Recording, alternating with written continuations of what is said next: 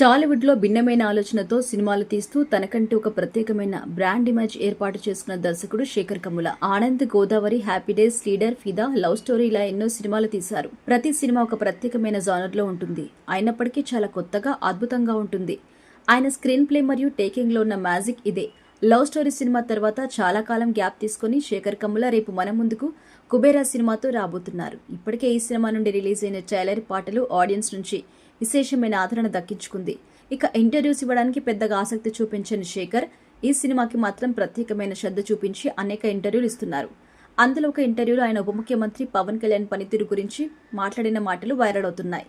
Anchor ఆయన ఒక ప్రశ్న అడుగుతూ ఉప ముఖ్యమంత్రిగా పవన్ కళ్యాణ్ గారి పనితీరు ఎలా ఉంది అని అడగా దానికి శేఖర్ సమాధానం చెప్తూ, గత 3 ఏళ్లుగా సినిమా మీదనే నేను ఎక్కువగా దృష్టి పెట్టాను.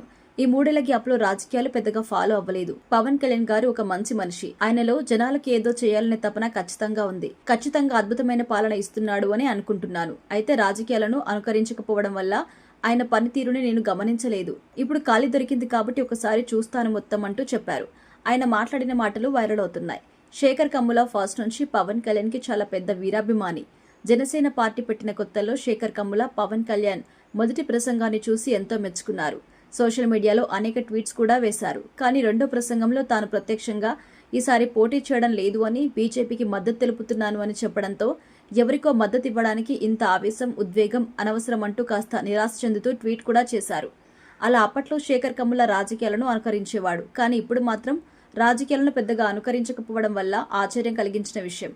ఇకపోతే కెరియర్లో అత్యధిక శాతం సక్సెస్ రేట్ ఉన్న శేఖర్ కమ్ముల తన విజయవంతమైన జర్నీని కుబేరాతో కొనసాగిస్తాడా లేదా అనేది చూడాలి.